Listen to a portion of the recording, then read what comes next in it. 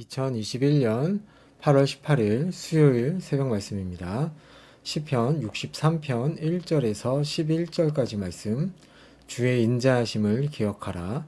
주님의 인자하심을 기억하라 라는 제목으로 새벽 말씀 살펴보겠습니다.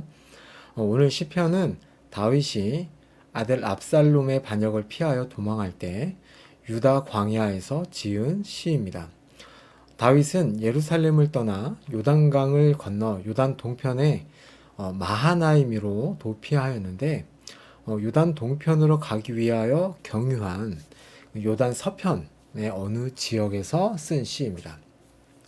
우리는 광야 하면 떠오르는 것들이 있죠. 물도 없고 쉴 곳도 없는, 누구의 도움도 받을 수 없는 땅이 떠오릅니다. 다윗은 마르고 곰핍한 땅 같은 세상에서 오직 주님을 찾고 바라는 마음으로 오늘의 시편을 작성하였습니다. 다윗은 먼저 1절에 하나님이여 라고 외칩니다.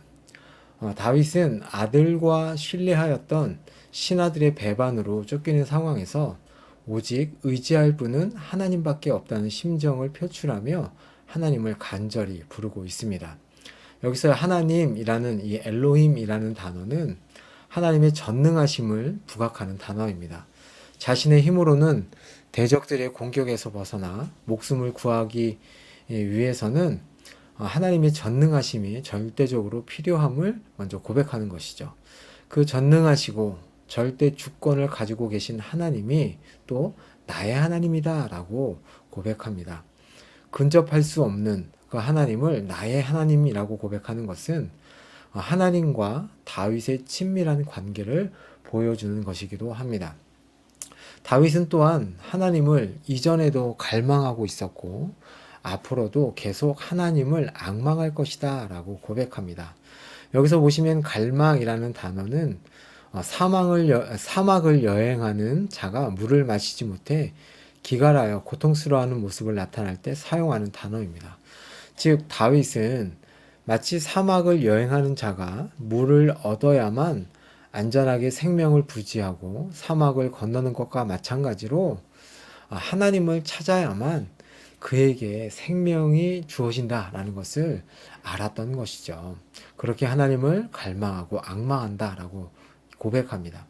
그러면서 2절에 다윗은 과거 성소에서 하나님을 예배하며 하나님의 권능과 영광을 보았던 체험을 회상합니다.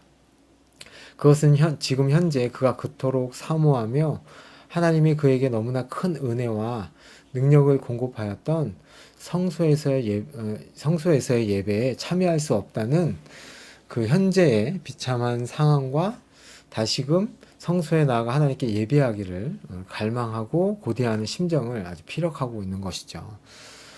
또한 새로운 힘을 주셔서 지금의 혹독한 상황을 극복할 수 있도록 하나님께 도우심을 바라는 고백을 하고 있는 것입니다. 2절과 마찬가지로 3절은 과거에 하나님을 예배하는 과정에서 그의 체험을 회상하는 내용입니다. 아무런 조건 없이 인간을 사랑하시고 은혜를 베풀어 주시는 하나님의 자비로우심이 자신의 생명보다 나은 것이라고 노래하죠. 주의 인자하심이 생명보다 낫다라는 것이 바로 그 고백입니다. 이 세상에서의 최고의 가치를 지닌 그 어떤 것보다도 하나님의 인자가 가장 뛰어나고 비교할 수 없는 것임을 노래하는데 그 이유가 무엇이냐? 하나님의 인자하심으로 현재뿐만 아니라 앞으로도 대적으로부터 자기의 생명을 건지시고 구원하실 것이란 그 기대와 확신을 가지고 있는 것을 표현하는 것입니다. 예전에 자신을 구원하셨던 그 인자하심을 찬양하였고 앞으로도 그렇게 하실 하나님을 찬양하는 모습이 바로 3절입니다. 그렇기 때문에 다윗은 하나님을 평생 송축하겠다고 4절에 서약합니다. 하나님의 인자하심이 이 세상에 존재하는 모든 것보다 귀한 것인데 그것을 자신이 체험하였고 또한 그것을 지속적으로 공급받고 있으므로 자신은 비록 부족하지만 자신이 들을 수 있는 가장 소중한 것인 생명을 다해서 평생토록 하나님을 찬양하겠다는 말을 하고 있는 것이죠. 또 4절에 보시면 내가 내 손을 들리라 라는 표현은 하나님께 기도하겠다는 표현입니다. 그 말은 자신은 전적으로 하나님을 의지하겠다라는 표현이기도 한 것입니다.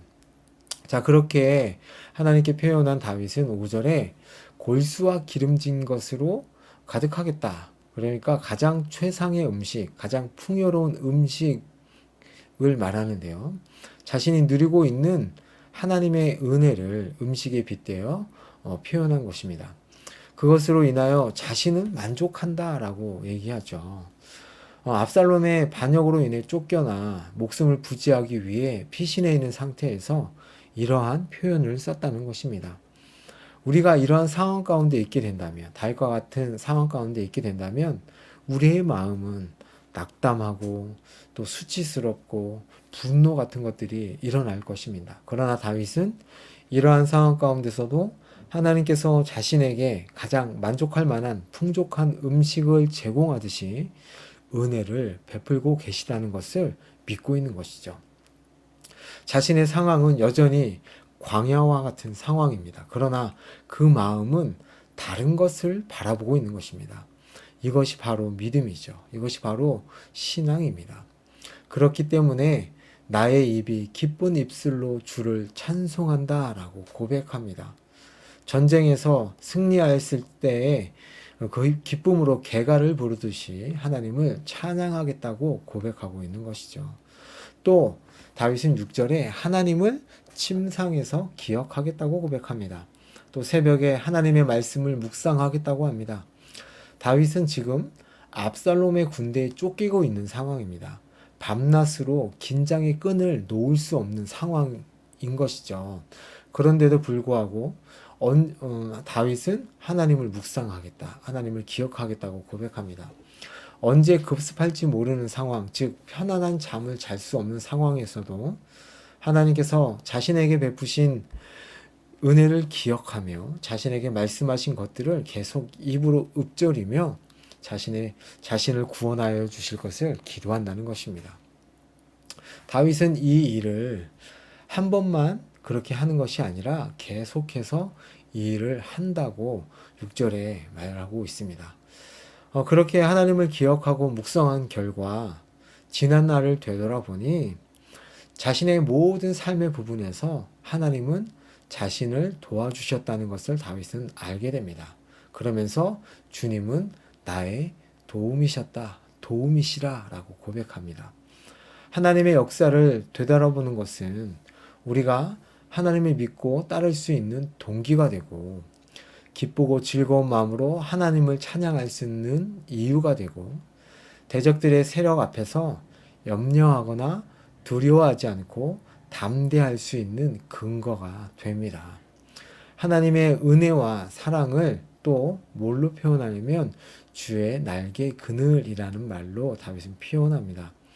사랑하는 자를 품 안에서 안전하게 지켜주시고 보호해 주시는 것을 비유적으로 표현하는 것이죠. 그렇게 어미새 새끼를 보호할 때 새끼는 어미의 곁을 떠나지 않고 항상 그 어미를 따라야 하죠.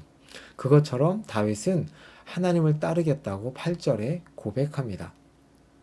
새끼 새가 어미 새에게 딱 달라붙듯이 자신도 하나님께 딱 달라붙어서 하나님을 따르겠다고 말합니다. 그럴 때 하나님의 권능과 능력의 손이 자신을 붙드실 것이라 합니다. 자신의 모든 필요를 채우시고 자신의 존재를 지탱해 주시도록 하나님께서 하신다는 것을 다윗은 믿고 있는 것이죠. 자, 그러면서 9절에 앞에서 다윗은 하나님을 기억하며 묵상하는 자신이 기쁨을 노래하였듯이 이후 다윗은 하나님의 이름으로 맹세한 자로서 자신이 갖는 구원의 확신을 이제 선언합니다. 자신과 또한 다른 운명에 처해질 악인에게 이제 눈을 돌려서 그들의 멸망을 선포하기도 하죠. 그들은 다윗의 생명을 찾아 멸하려는 자들입니다. 바로 압살롬과 그를 따르는 자들을 말하는 것입니다. 그들은 하나님의 심판을 받아 음부에 던져질 것임을 다윗은 예언합니다. 다윗의 이 선언은 정확하게 이제 실현이 되죠. 반란의 주역인 아히도벨은 자신의 계략이 받아들여지지 않자 고향에 내려가서 자살을 하였고, 압살롬 역시 전쟁터에서 비참한 죽음을 맞이하였습니다. 또 10절에 이들은 하나님의 심판으로 인해서 죽어서 매장도 되지 못한 채 그 시체가 황무지에 버려질 것을 예언합니다. 그러나 이들과 대조되는 자들의 미래를 다윗은 예언하는데요. 11절에 왕이라고 얘기합니다. 여기서 왕은 자신을 표현하는데 나는 이라고 표현하지 않고 그 왕이라고 표현한 것입니다. 그것은 하나님이 세우신 신정 왕국의 합법적인 통치자가 사실적으로 객관적으로 자신이다 라는 것을, 그 정당성을 표현하고 있는 것이죠. 자신은 지금 반역자들을 피해 도망다니는 도망자 신세이지만 하나님께서 세우신 왕은 자신이며 반드시 그 왕위를 되찾을 것이라 라는 표현을 그 왕이라는 표현으로 하고 있습니다. 또 자신은 하나님 안에서 그 즐거움을 회복할 것이라고 선언합니다. 또한 자신뿐만 아니라 하나님으로 인해 맹세한 모든 자들은 영화롭게 될 것이라고 선언합니다. 그리고 마지막으로 거짓말하는 자는 그 입이 강제적으로 그 입이 닫혀지게 될 것이다 라고 얘기합니다. 여기서 거짓을 말하는 자는 자신의 거짓말하는 자뿐만 아니라 자신의 이익을 취하려고 사람들을 기만하는 자, 더 나아가서는 하나님에 대해 그릇된 말을 하고 하나님을 모독하는 자를 말합니다. 이들은 압살롬이나 그 휘하에 있는 자들을 염두에 두고 다윗이 얘기하는 것이죠. 자, 오늘 시편은 다윗이 압살롬을 피해 유다 광야에서 유리하던 중에 지은 시입니다. 이 시의 내용을 보면 대적들의 잘못에 대한 고발이나 멸망에 대한 간구는 매우 적습니다. 그러나 대부분의 내용은 자신이 곤고한 처지에 대한 진술과 여기서 벗어날 때 자신이 할 일들에 대한 신앙적 고백으로 가득 채워져 있다는 것입니다. 우리 신앙인들이 참아내기 어려운 배신이나 목숨이 위태로운 가운데 빠져 있을 때 그러한 암담한 상황 자체에 마음을 빼앗기지 않고 그 상황 자체에 빠지지 않고 오히려 신실하신 하나님의 은혜를 기억하고 우리에게 베푸신 은혜를 기억하고 그분으로 인한 기쁨과 구원의 확신을 가져야 할 것을 교훈하는 것이죠. 우리에게는 어떠한 상황 가운데서도 찬양하며 감사할 수 있는 이유가 있습니다. 그것은 바로 하나님이 계시다는 것입니다. 그 하나님의 인자로 인해서 물이 없어 마르고 광야와 같은 우리의 삶이 골수와 기름진 것으로 가득한 인생으로 변한다는 것을 오늘 말씀을 통하여서 우리가 기억했으면 좋겠습니다. 오늘도 그 하나님의 인자하신 그 은혜를 찬양하며 감사하는 여러분이 되시기를 예수님의 이름으로 축복합니다. 아멘. 제가 기도하겠습니다. 하나님 아버지, 우리의 인생이 광야와 같이 메마르고 궁핍한 삶이라 할지라도 그 상황에 낭망하며 쓰러지는 것이 아니라 우리에게 한없는 인자하심을 베푸신 하나님을 기억하고 또한 그 인자를 베풀고 계신 하나님으로 인해 찬양하며 감사하는 자가 되게 하여 주옵소서. 오늘도 하나님의 은혜로 사는 하루가 되게 하여 주옵소서. 예수님의 이름으로 기도합니다. 아멘.